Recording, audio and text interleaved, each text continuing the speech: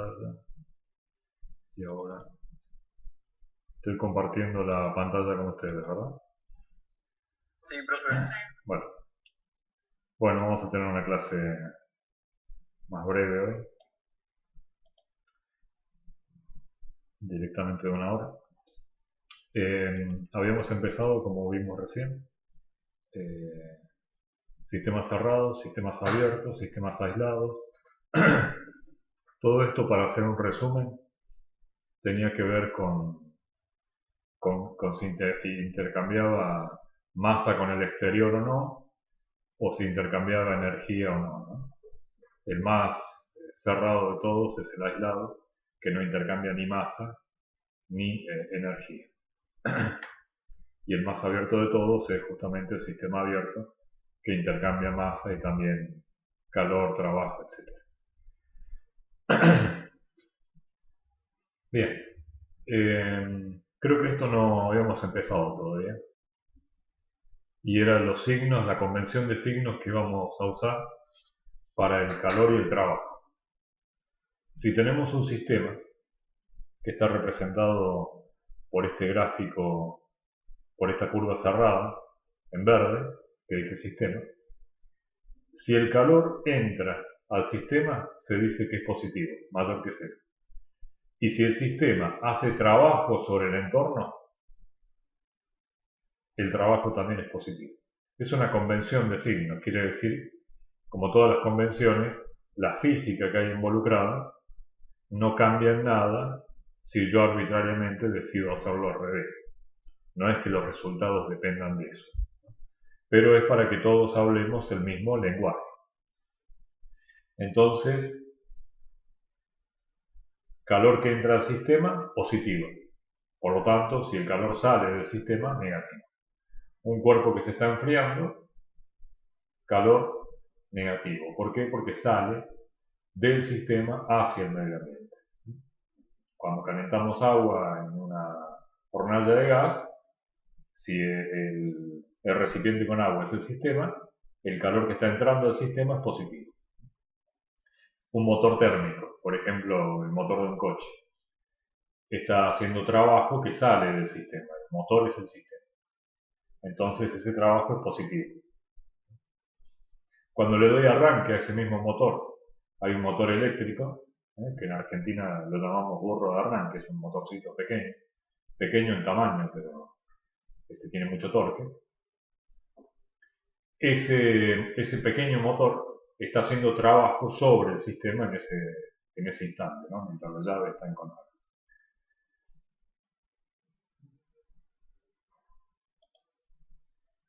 Por ejemplo, la taza que se está enfriando, les dije recién, calor que sale del sistema, negativo. No hay trabajo sobre el sistema. La figura de abajo, 2 cubos de hielo que se derriten. Calor que entra al sistema, no hay trabajo involucrado, ni entrante ni saliente. Entonces ese calor es positivo. Esto también lo habíamos visto, creo que era la turbina de gas. Y acá era donde habíamos finalizado en la última clase, que era el trabajo realizado al cambiar el volumen, ¿no?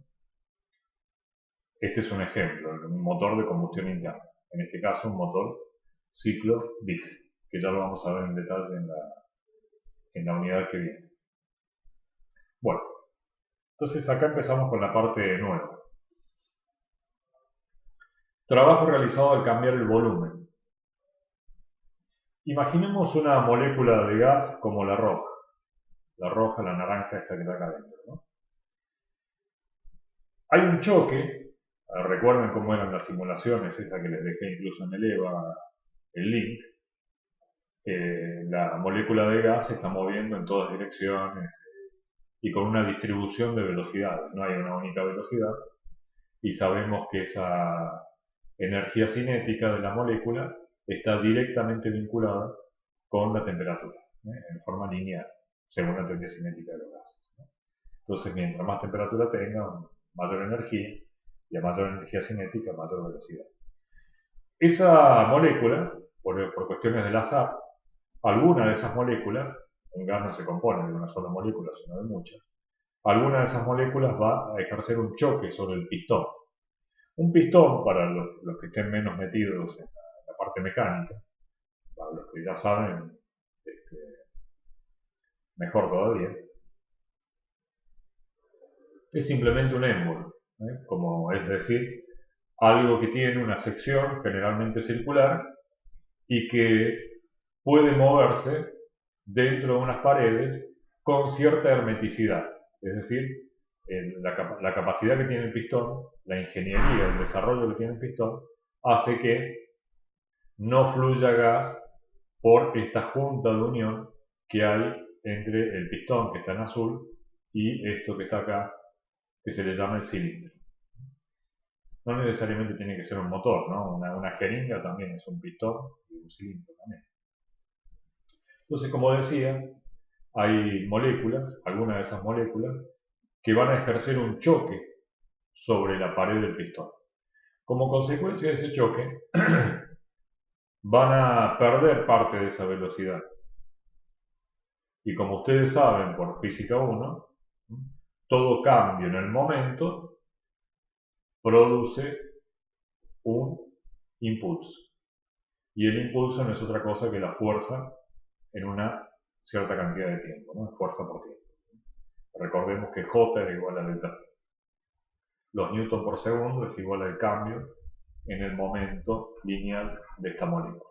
Es decir, que en definitiva va a haber una fuerza que va a estar sobre el pistón,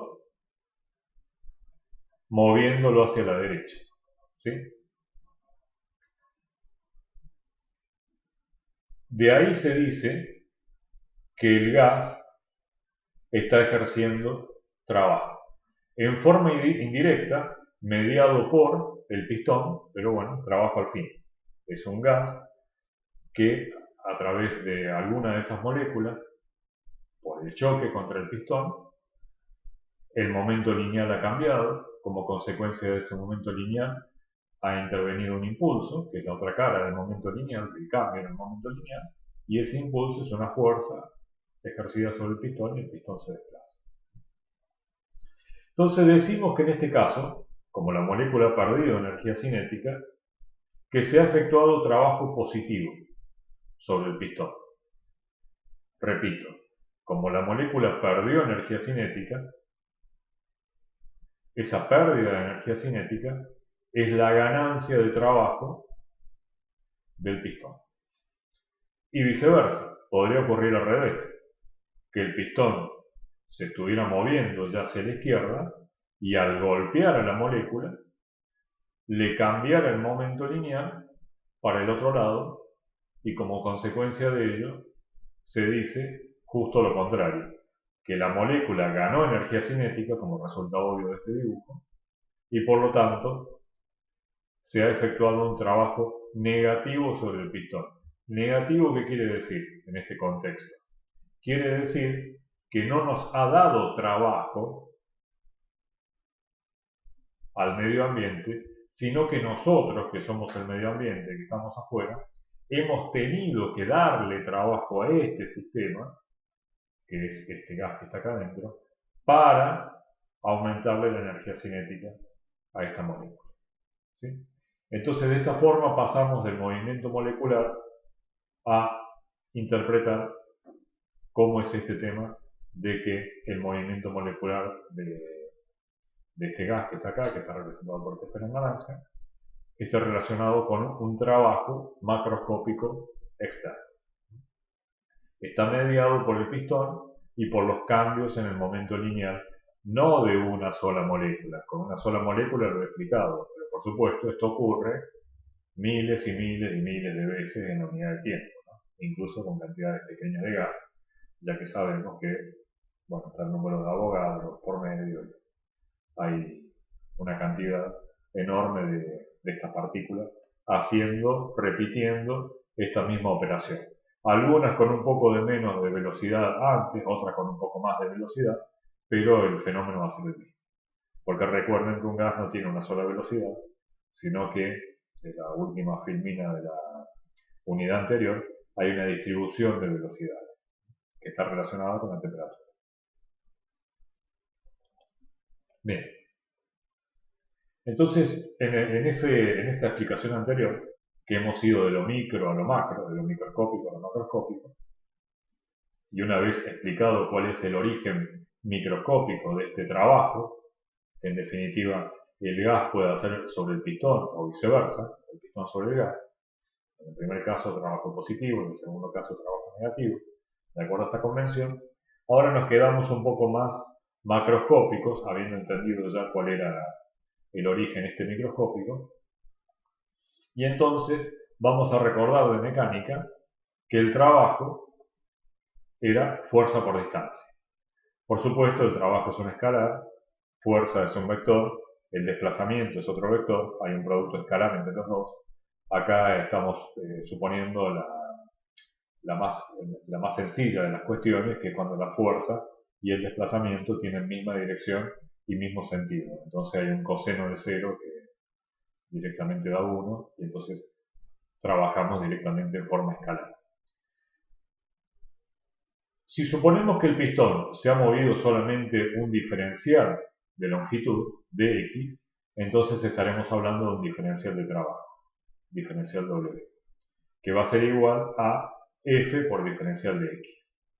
Pero la fuerza, recordemos, también de Física 1, del año pasado, que la presión se definía como la fuerza sobre la superficie, fuerza sobre área. El pascal que usamos en el sistema internacional no es más que una unidad derivada para llamar al newton sobre el metro cuadrado. Entonces, como la presión es fuerza sobre área, entonces la fuerza no va a ser otra cosa que la presión por el área. Cuidado con esta P que está acá, porque recién estuvimos hablando de momento lineal. Esto no es una P de momento lineal, esto es una P de presión. Acá si quieren, si están tomando alguna nota o algo, pónganle que esto es una P de presión. Porque si no te queda dimensionalmente incorrecto, ¿no? Aparte de que no tendría sentido físico.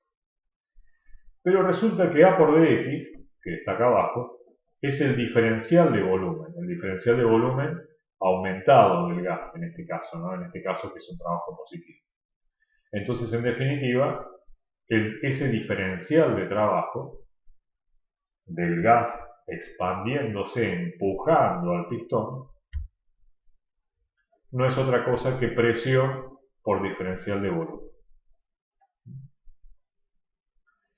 Y el trabajo total entre un volumen 1 y un volumen 2 se obtendrá integrando esta ecuación diferencial entre V1 y V2. Y me dirán, ¿y por qué no saco la presión directamente afuera? Bueno, porque podría ocurrir que la presión no fuera constante. Tranquilamente la presión, al ir esto aumentando, puede ir bajando. Entonces, si la presión es función del volumen, necesito conocer, saber cómo varía la presión con el volumen para poder luego hacer la integración. O sea, podré sacar la presión de esta integral si y solo si la presión es constante respecto al volumen, si no, no. Por eso, por ahora se queda dentro. Entonces, fíjese que dimensionalmente es correcto esto. Bueno, imagínense el movimiento del lápiz, porque me dicen que no sé. Bueno, a ver, vamos a hacerlo bien. Vamos a hacerlo bien. Vamos a sacar esto acá un poquito. Dejar de compartir pantalla. Pizarra. Si tienen alguna pregunta, me interrumpen, no hay problema. Trabajo igual a la integral entre V1 y V2 de P de presión por diferencial de volumen. Dimensionalmente esto está bien porque son newton sobre metro cuadrado para la unidad de presión y metro cúbico para la unidad de volumen. Metro cúbico. Con esto se va, me queda un metro y el newton por metro que era joule. Que efectivamente es la unidad del trabajo. Esta ecuación lo van a usar bastante. el trabajo es la integral de la presión por el diferencial de volumen. El trabajo es la integral de la presión por el diferencial de volumen. Volvemos. Bien.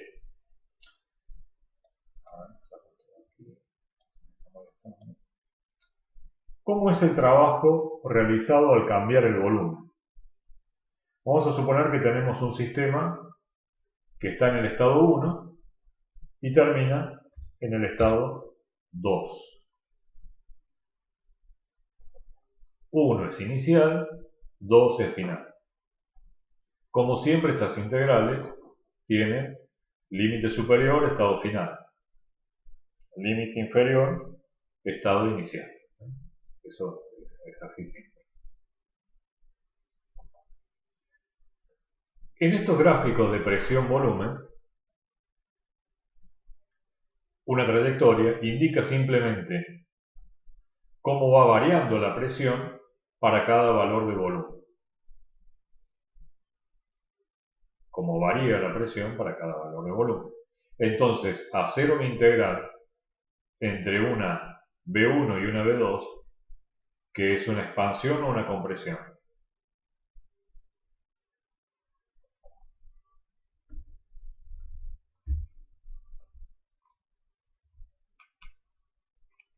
¿Quedó alguien? Esto es una expansión. De una V2 y una expansión. Claro, perfecto. Gracias. Una expansión. ¿Por qué? Porque el volumen 2 es mayor. Es un pistón bajando. Si está vertical el cilindro sería bajando. Entonces, definitivamente, esta integral lo que está representando es un área. Entonces, el trabajo que es la curva, es el área, perdón, el área bajo la curva, en un diagrama presión-volumen. Los trabajos en termodinámica, en los diagramas presión-volumen, son áreas bajo las curvas de trayectoria. Tiene ya el área las unidades adecuadas. El área de estos son joules directamente, porque son, como ya lo vimos recién cuando puse la pizarra, porque son newton sobre metro cuadrado, pascales, por metro cúbico ya directamente es joule. Entonces, el trabajo hecho por esta expansión es un trabajo representado por toda esta área, que directamente es en joule, y es un trabajo positivo. Si el estado 1 y el 2 son los mismos, pero ahora esto se hace al revés, o sea, el 1 es el estado que pasa para acá y el 2 pasa para acá arriba, entonces ahora estamos hablando de una compresión. En una compresión, el gas no hace trabajo sobre el medio ambiente, sino que es al revés. Es un trabajo negativo. Es el medio ambiente el que está haciendo trabajo sobre el gas para comprimirlo. Como consecuencia de ello, no decimos, nunca se nos ocurriría decir que ahora el gas tiene tanto trabajo, porque no se habla así en termodinámica porque está mal, sino que al gas le va a pasar algo. Generalmente va a cambiar su energía interna, ¿no? Entonces, fíjense que el área es exactamente la misma, porque el área es exactamente la misma, acá tengo los mismos joules que acá, solo que por convención estos joules ahora son negativos. ¿Y cómo me doy cuenta? Bueno, simple, porque cuando el volumen final es más pequeño que el volumen inicial, ese trabajo es negativo. ¿Por qué? Porque es una compresión. En las compresiones los trabajos son negativos. En las expansiones los trabajos son positivos. Y podría ocurrir, y ahora ya el estado 1 y el estado 2 cambian, una situación como esta, una transformación que se llamaría, ¿cómo se llama esta transformación? Cuando la presión no cambia.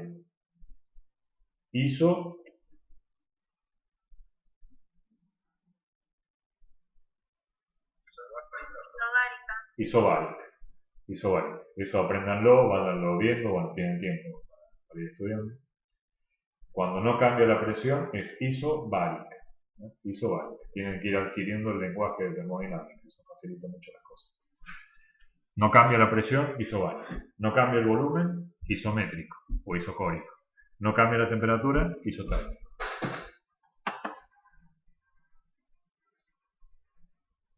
En una transformación isobárica, el trabajo es el más simple de todos, porque el área bajo la curva no es la integral, entre comillas, difícil que tengo acá, que necesito saber cómo varía P punto a punto para poder hacer el cálculo, o hacerlo en forma gráfica, pero de algún modo lo tengo que hacer.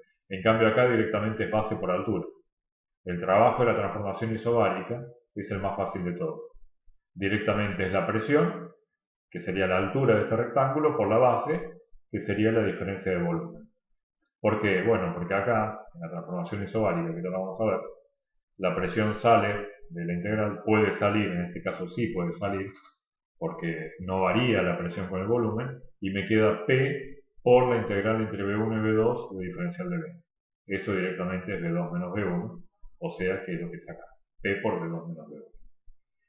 Si hay una expansión, B2 será más grande que B1 y tendré un trabajo positivo. Si hay una compresión, B2 será más pequeño, B1 será más grande, y entonces en ese caso el trabajo será negativo.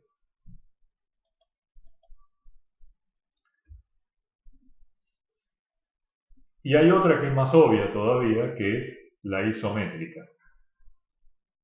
Voy a... Isométrica, compartir pizarra. Recuerden siempre, el trabajo es la integral entre B1 y B2, inicial y final, de la presión por el diferencial de volumen. Decía, la transformación iso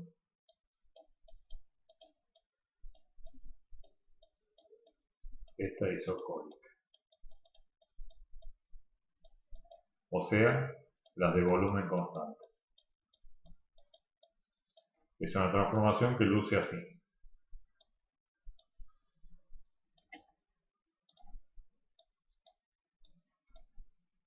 Volumen, presión. Como es isocórico, hace así. Va desde para un volumen fijo, porque es isocórico, no cambia el volumen, va desde aquí hasta aquí. Pero si el volumen no cambia, ¿qué área hay bajo esta curva? Cero. En una transformación isocórica no se hace trabajo. Ni el gas hace trabajo sobre el medio ambiente, ni el sistema hace trabajo sobre el medio ambiente, ni viceversa. Ni el medio ambiente hace trabajo sobre el sistema. Es el único caso contundente que te da cero. Cero. Si no hay movimiento del pistón, cero. El trabajo es cero. Tiene que haber un cambio en el volumen, de una forma u otra. ¿Por qué? Porque está en la propia naturaleza del trabajo termodinámico, como vemos acá, que el volumen cambia. Al menos esto que estamos viendo nosotros.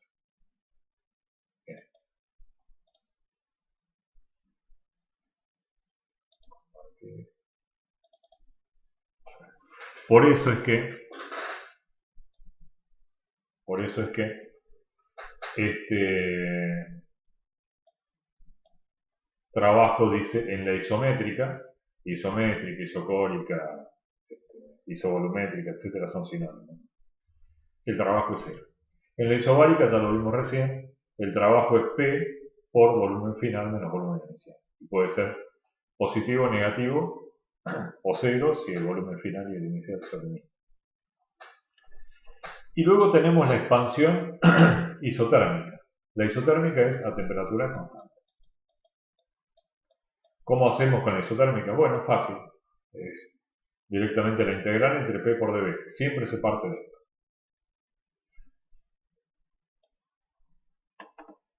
Pero a su vez, teníamos la ecuación general de estado. La ecuación general de estado decía, ecuación general de estado, P por B es igual a N por R por T. Recuerdan que les dije, ¿perdón? No estamos viendo lo que está escribiendo. Ah, vale, claro.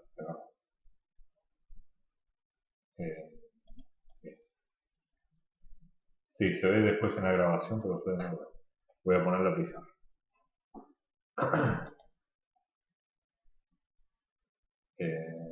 Descargué. Compartir pantalla. A ver.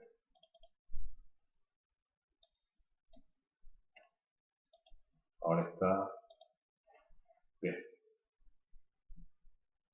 Se ve la pizarra blanca, ¿no?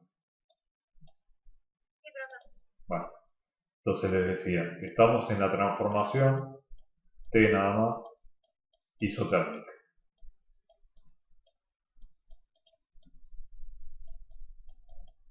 Ok, ¿qué más extraño?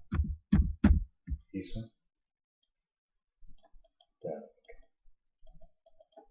Bueno, ya saben, la temperatura constante. Siempre parto de aquí. O sea, es una transformación que tiene esta pinta, ¿no? Es así, así, volumen, presión. La isotérmica era una hipérbola en un diagrama presión-volumen. O sea que si salgo de aquí y llego hasta aquí, desde B1 hasta B2,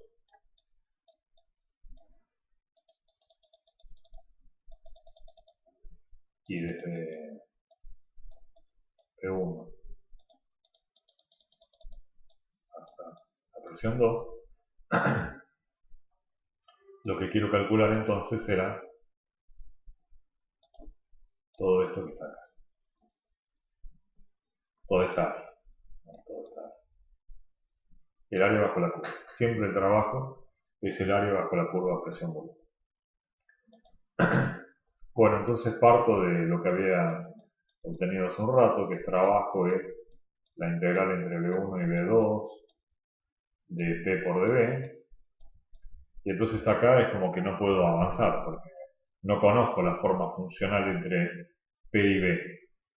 Pero luego digo, no, pero ¿cómo? Si es isotérmico. Entonces, si es isotérmico, recordando la ecuación general de estado que decía que P por B es igual a N por R por T, entonces resulta que P es igual a N por R por T dividido B. Paso el B dividido. Entonces sí que conocía la forma funcional de P. Sí que sé cómo varía P con B. De una forma bastante obvia, ¿no? Dice que a medida que el volumen aumenta, la presión disminuye, lo cual es lógico. Se hace más grande el volumen, la presión tiene que bajar para esta condición isotérmica. Bien, entonces puedo meter esto ahora aquí.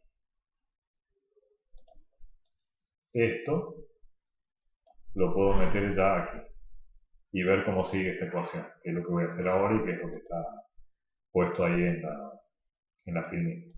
Trabajo igual a la integral entre B1 y B2 de, en vez de poner P, pongo N por R por T sobre B por diferencial de B. Y entonces ahora me pregunto, de esta integral, ¿qué puede salir? Y el número de moles no cambia, salvo que tenga alguna abertura o algo, pero estamos trabajando con sistemas que no intercambian masa con el exterior. No mientras dure el ciclo, por lo menos. Me dirán, bueno, pero en un motor de gasolina, esto no sirve entonces para un motor de compresión, por ejemplo, un motor de gasolina o diésel. Sí, también sirve porque, por empezar, que no es isotérmico, ¿no? Pero bueno, aunque lo fuera, esos motores tampoco intercambian masa con el exterior mientras dure el ciclo. Después se abre la válvula y sale esa parte del gas, pero se reemplaza por otro. Entonces, en definitiva, la masa no cambia. Es masa nueva cada vez pero que siempre fue la misma cantidad. Bien. Esto para dar un contexto de realidad a esto, para que vean que no está nada más que en el terreno de la imaginación, y tiene aplicaciones concretas. Entonces, el número de moles no cambia, lo puedo sacar de la integral. El R es una constante universal, válida del 0,0, el 0,82, etc. Si es isotérmico, la temperatura no cambia, porque está en la propia definición de la palabra, te lo dice. La temperatura no cambia. Entonces lo que me quedó es la integral de dB sobre B, entre B1 y B2. Y esto se parece mucho a dx sobre x. Bueno, se parece mucho, no, es dx sobre x. Nada más que hay que cambiar x por b. Y la integral de eso es el logaritmo natural de x. En este caso, logaritmo natural de b. ¿Sí? Que es lo que está puesto en la filmina. Entonces, es n por r por t por el logaritmo natural de b evaluado entre b1 y b2. Que es a lo que voy a volver ahora.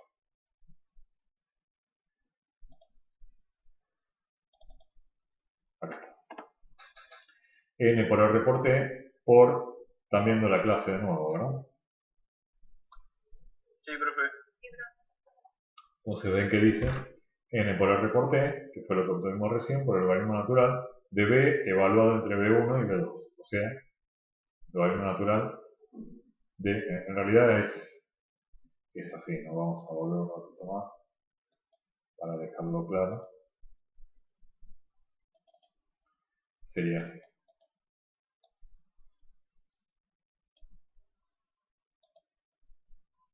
No. Quiero aumentar esto, ahí lo tengo. Entonces va a ser N por R por T por el logaritmo natural de B entre... ¿Se alcanza a ver eso o estoy escribiendo muy ininteligible? Sí. Entonces es el logaritmo natural de B entre B1 y B2. Entonces ahora, bueno, disculpen la desprolijidad. Voy a subir ahora con la ecuación. Entonces me va a quedar que el trabajo W, va a ser igual a N por R por T, yo para que vean de dónde sale, más que nada, porque si no parece que no salió de ningún lado. Por el logaritmo natural de, recuerden la regla de Barrow, ¿no? Es un límite de integración menos el otro límite de integración.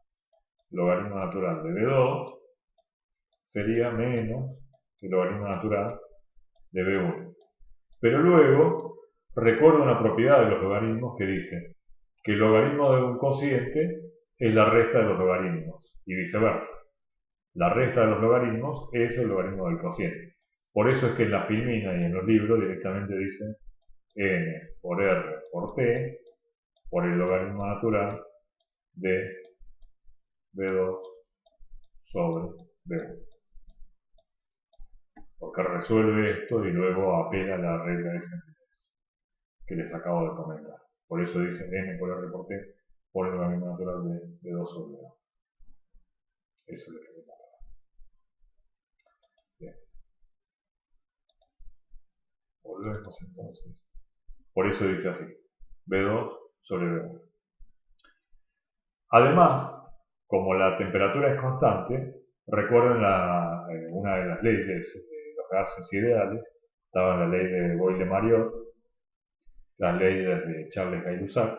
En este caso, la ley adecuada sería justamente la primera que mencioné, la de Boyle-Mariotte. Entonces, que dice que la relación de volúmenes y la relación de presiones son inversamente proporcionales, si la temperatura es constante. Es esto, P1 por B1 igual a P2 por B2. Entonces puedo reemplazar B2 sobre B1 por P1 sobre P2. Logaritmo natural siempre, ¿no? Entonces acá ya tengo tres trabajos y ya tengo mucho del camino ya desandado, ¿no? Ya recorrido. Porque son tres transformaciones importantes. Una, el trabajo es siempre cero, la isométrica. Si no hay cambio de volumen, chao trabajo, cero trabajo. La otra es la isobárica, que es re fácil, porque incluso haciendo el gráfico uno se da cuenta. Es un rectángulo, base por altura, listo, no hay que acordarse de nada. Y esta, que tiene su desarrollo, pero tampoco es para tanto, es fácil llegar a ella, es la expansión isotérmica, que el trabajo interviene un logaritmo de volúmenes. Si el volumen 2 es más grande que el volumen 1, este logaritmo es positivo, todas las otras cantidades siempre son positivas, y entonces ese trabajo es positivo. Si el volumen 2 es más chico que el volumen 1, más pequeño, menor, entonces el logaritmo de un número menor que 1 es negativo, y en ese caso te da negativo, lo cual es correcto, porque el volumen 2 es más pequeño, entonces significa que ha habido, en vez de una expansión, una compresión. 2 en este contexto siempre significa final, y 1 siempre significa inicial. Acuérdense de eso. Y por favor recuerden también que estas temperaturas, por nada del mundo van a poner temperaturas acá en Fahrenheit o grados centígrados. Es siempre en Kelvin, temperatura absoluta.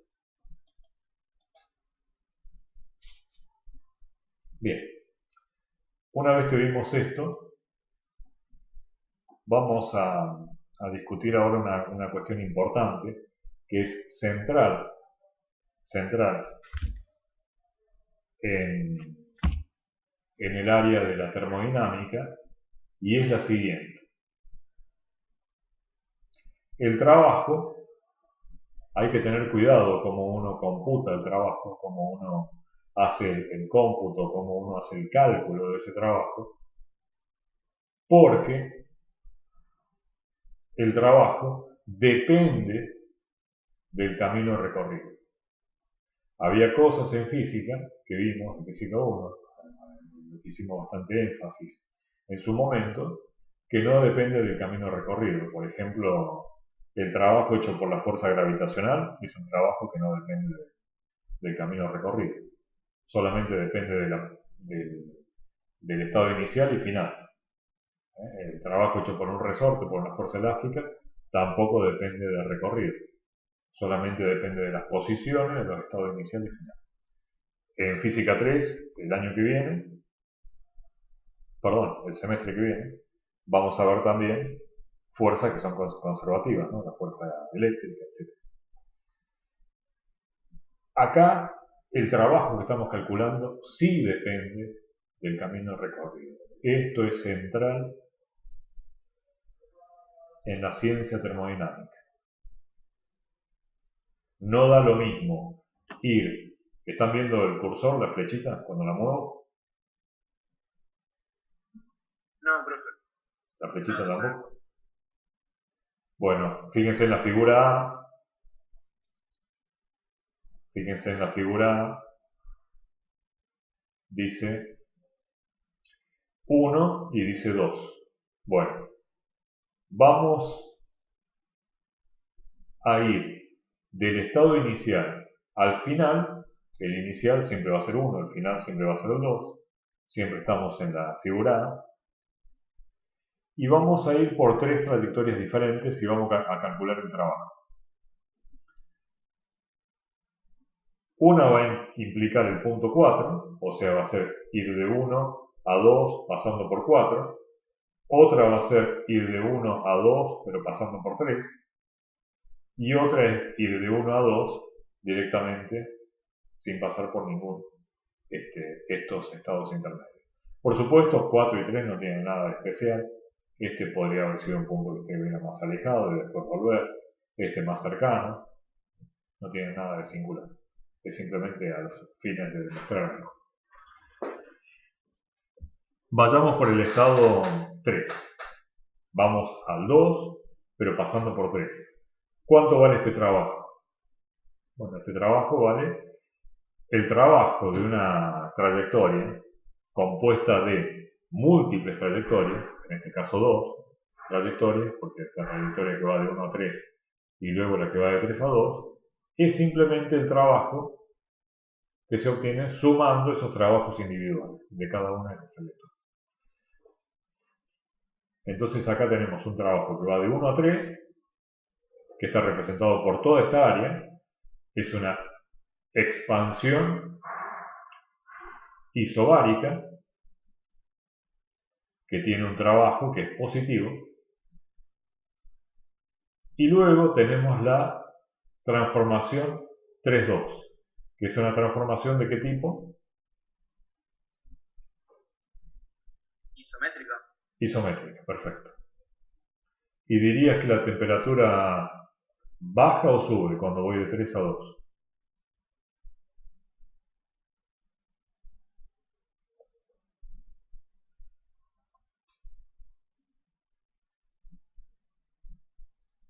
Baja la temperatura. Baja la temperatura porque imagínense siempre isotérmicas. Las isotérmicas que están más alejadas del origen son las que tienen más temperatura. Y las que están más cercanas al origen son las que tienen menos temperatura. Entonces, no hay forma de que por 3 y 2 pase una sola isotérmica, ¿no? Pase la misma hipérbola. Entonces, de 3 a 2 bajó la temperatura. Es una isométrica, efectivamente. Pensá que si el volumen no cambió y bajó la presión, algo más tiene que haber cambiado. La temperatura. Bajó la temperatura también. ¿Sí? Este trabajo que va de ir de 3 a 2 es un trabajo que vale 0 directamente, porque es una transformación. El área bajo la curva 3,2 es nada, es un punto, no tiene área. Fíjense ahora, por ejemplo, ir por el punto 4. Entonces ahora el trabajo que no vale nada es ir de 1 a 4. Mientras el trabajo que sí vale algo es el que va de 4 a 2. Pero miren este trabajo que está acá, el de la figura C, marcado en rosa, con el de la figura B, marcado en rosa también. Son muy diferentes. Y sin embargo, el estado inicial y el final son el mismo. Pero esto no significa que son los únicos dos trabajos que hay. Miren el trabajo de la figura D, marcado en rosa. Ir por una isotérmica directamente de 1 a 2. Es un trabajo que es más pequeño que el que pasa por 3, pero más grande que el que pasa por 4. Y así hay infinidad de trabajos. ¿Por qué? Y porque hay infinidad de trayectorias entre dos puntos 1 y 2 en un diagrama TB. Entonces, conclusión, lo que está marcado acá en rojo abajo de todo, se concluye que el trabajo realizado por el sistema depende no solo de los estados inicial y final, sino que también depende de los estados intermedios, es decir, de la trayectoria. El trabajo en un sistema termodinámico depende de la trayectoria. El trabajo que me hizo el sistema pasando por el punto 3 es mucho mayor que el trabajo que me hizo de nuevo el sistema. Son todos positivos, pero valen diferentes cosas. Que el trabajo que me hizo el sistema pasando por 4. Si yo lo que quería era obtener trabajo de esta transformación 1-2, me conviene toda la vida pasar por 3. Si yo lo que quiero es que el trabajo obtenido por el medio ambiente, hecho por el sistema, vamos a hablar con propiedad, sea el menor posible, entonces debería pasar por el punto 4.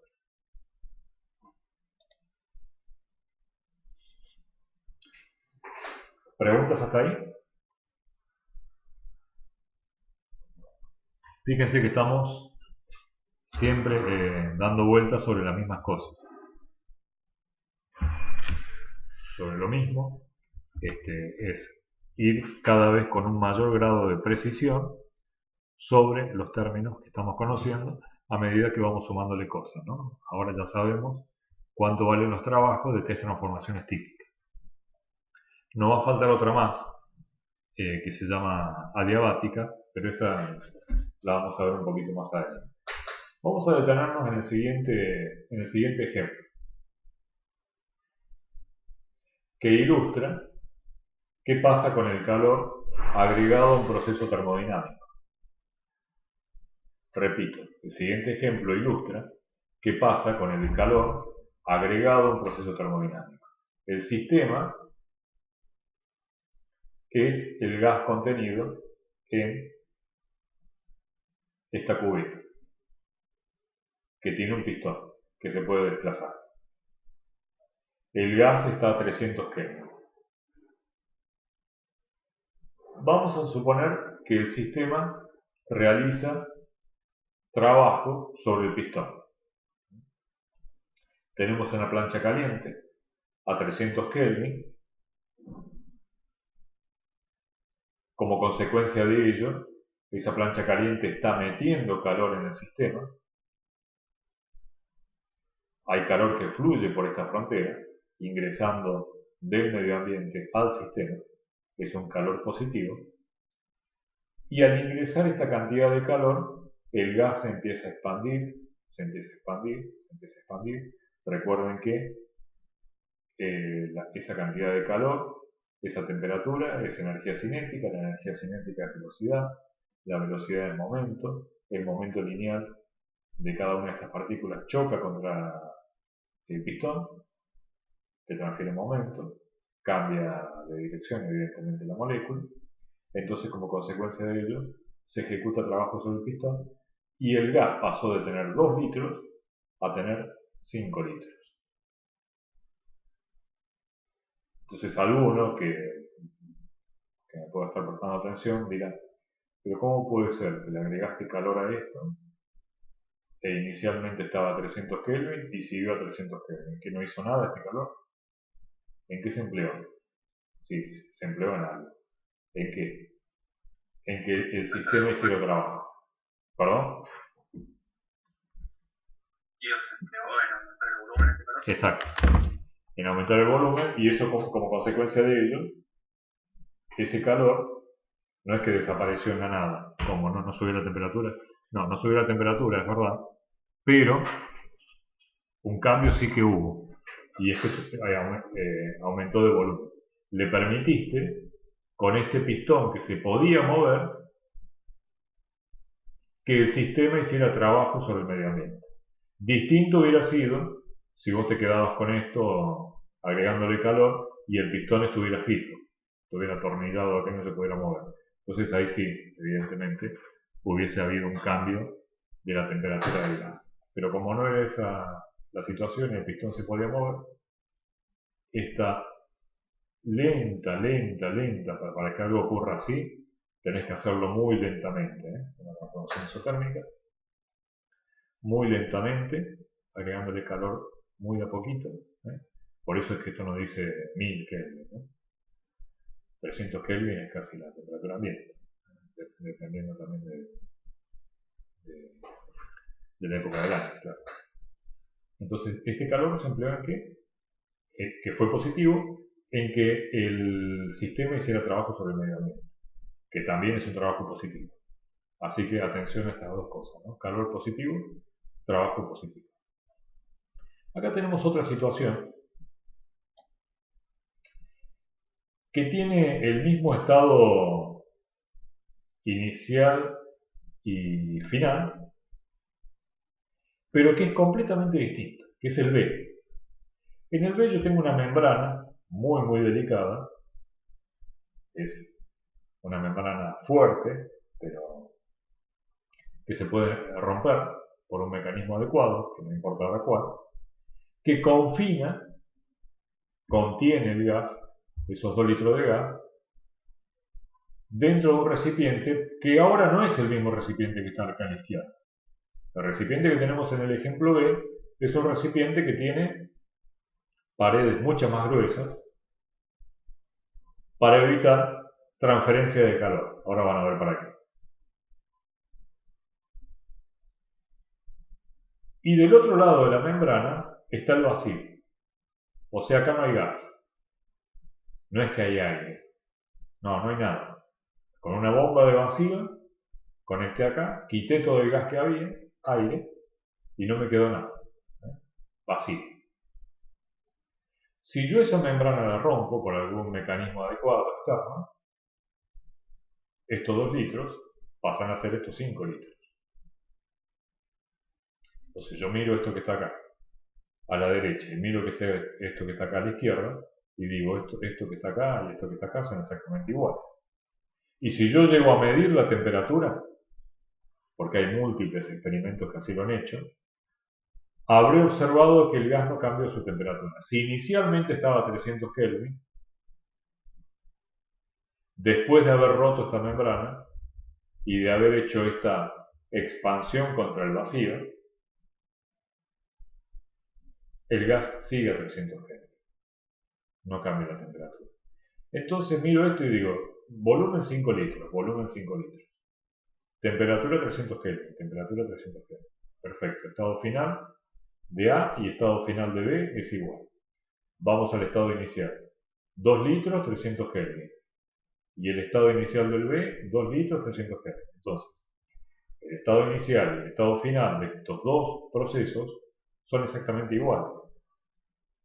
Pero hay una diferencia fundamental. El sistema de la derecha no hizo trabajo. No tuvo que hacer trabajo porque no tuvo que mover ningún pistón de nada. El trabajo fue cero. Y como estas paredes eran gruesas y no permitían el intercambio de calor, tampoco hubo intercambio de calor.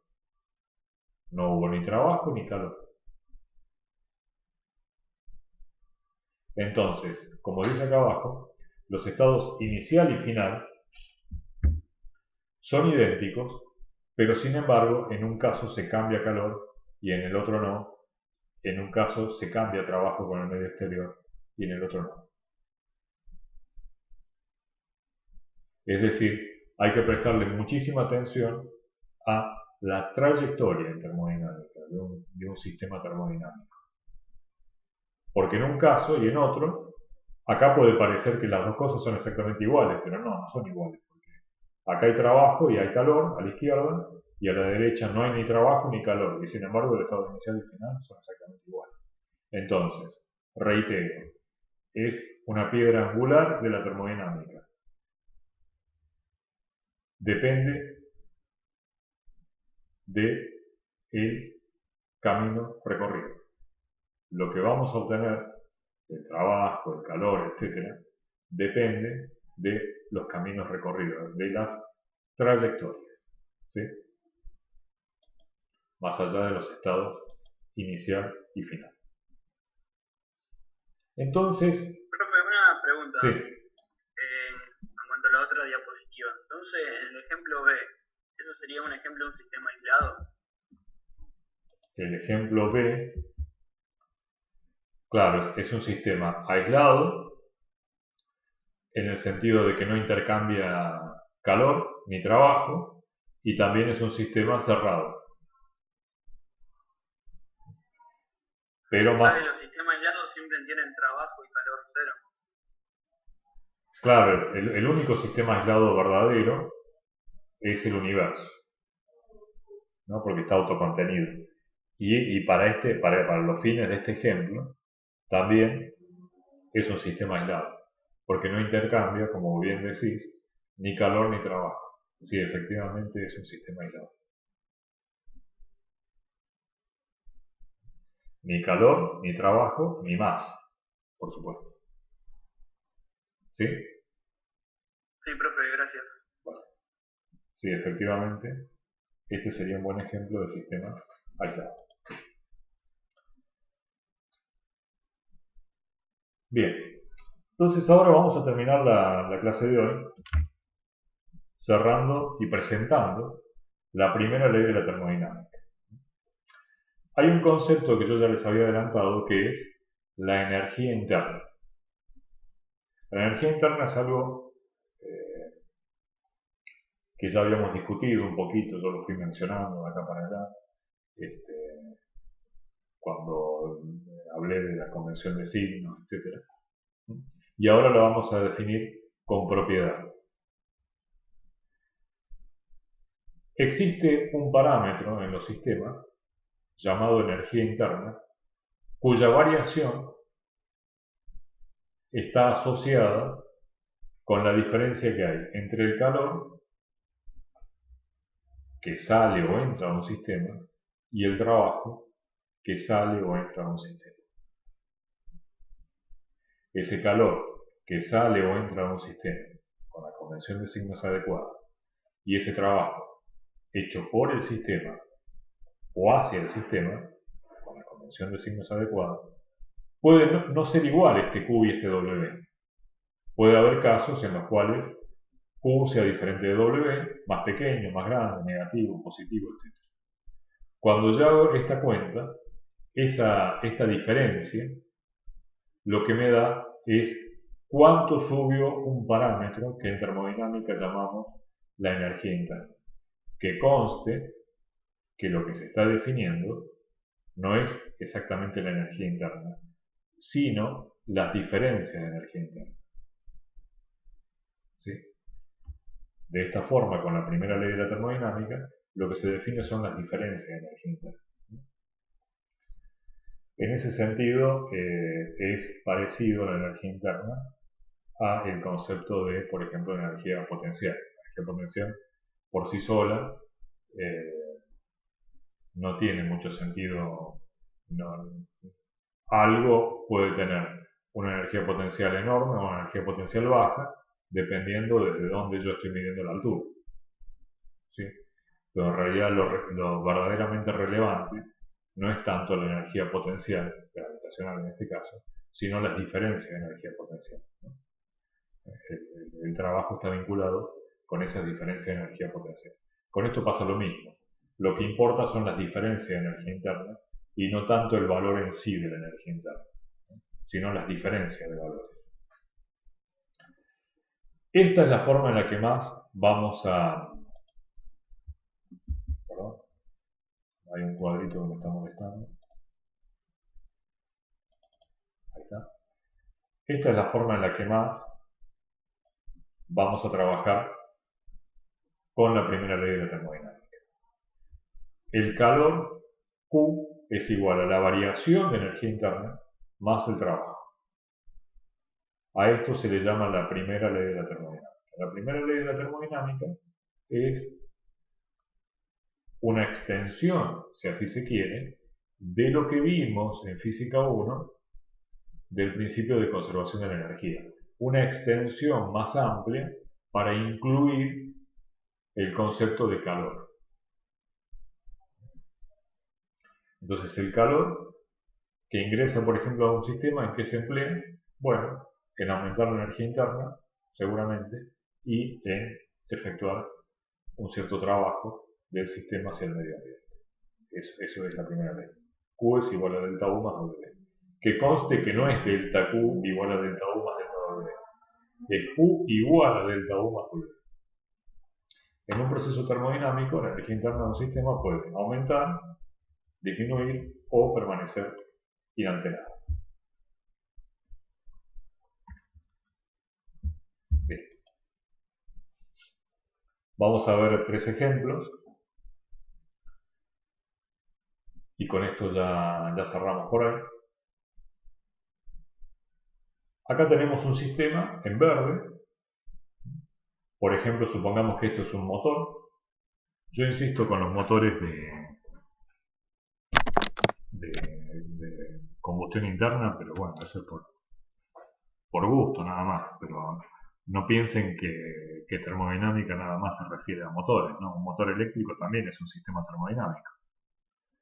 También es algo a lo que entra energía, evacúa calor, por ejemplo, un motor eléctrico, hace o se le entrega trabajo, si es motor, alternador, etc. Entonces los conceptos de termodinámica exceden al área de los gases, ¿eh? No vayan a pensar que está todo simplemente vinculado con eso. Por supuesto que contempla eso, pero contempla mucho más cosas. La termodinámica es una ciencia central en el estudio del universo.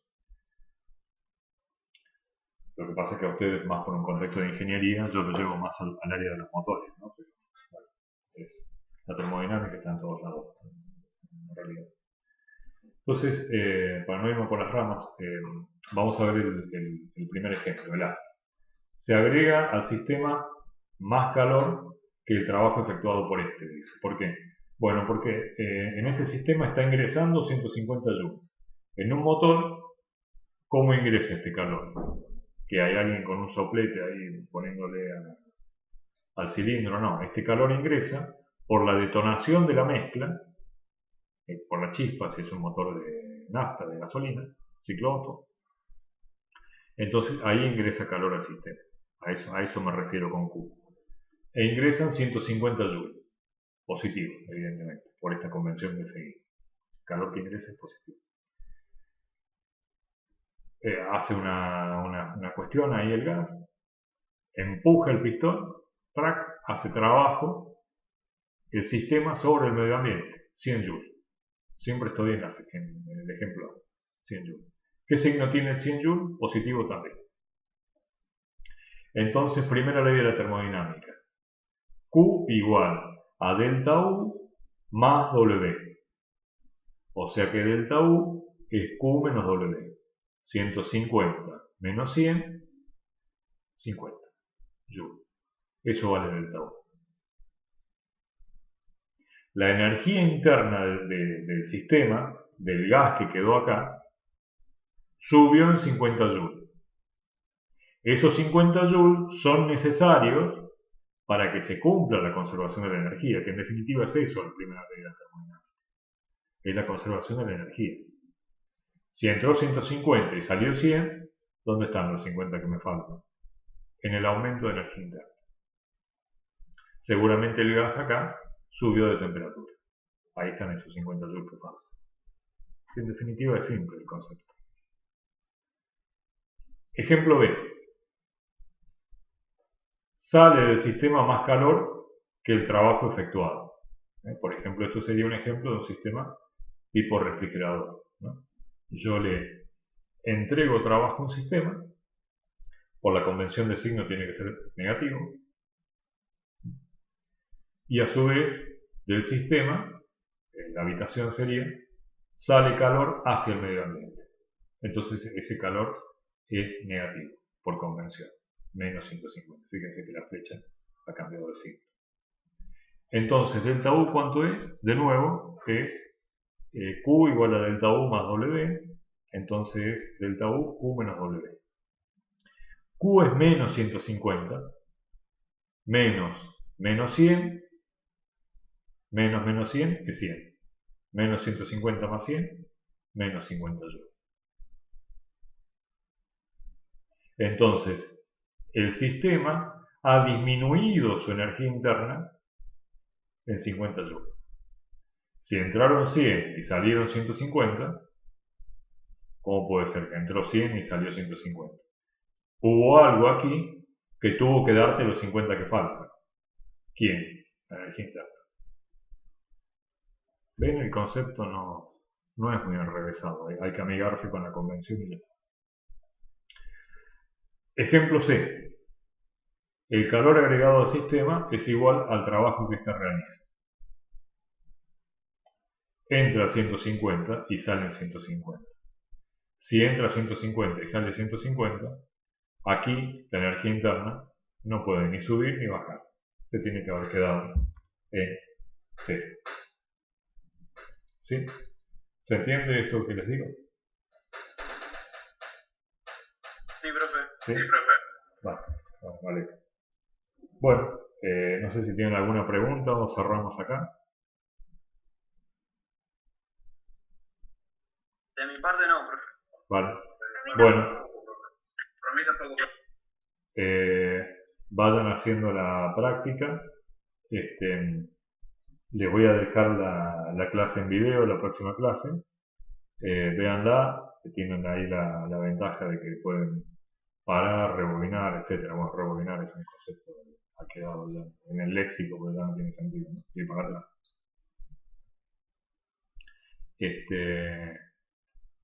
Y bueno, ahora ha habido un cambio de horario, estoy con 5 horas de diferencia, así que no sé si me va a resultar fácil. Bueno, si puedo, me conecto un ratito el jueves, sería, pero de todos modos la lección va a estar ahí, así que verbe andar.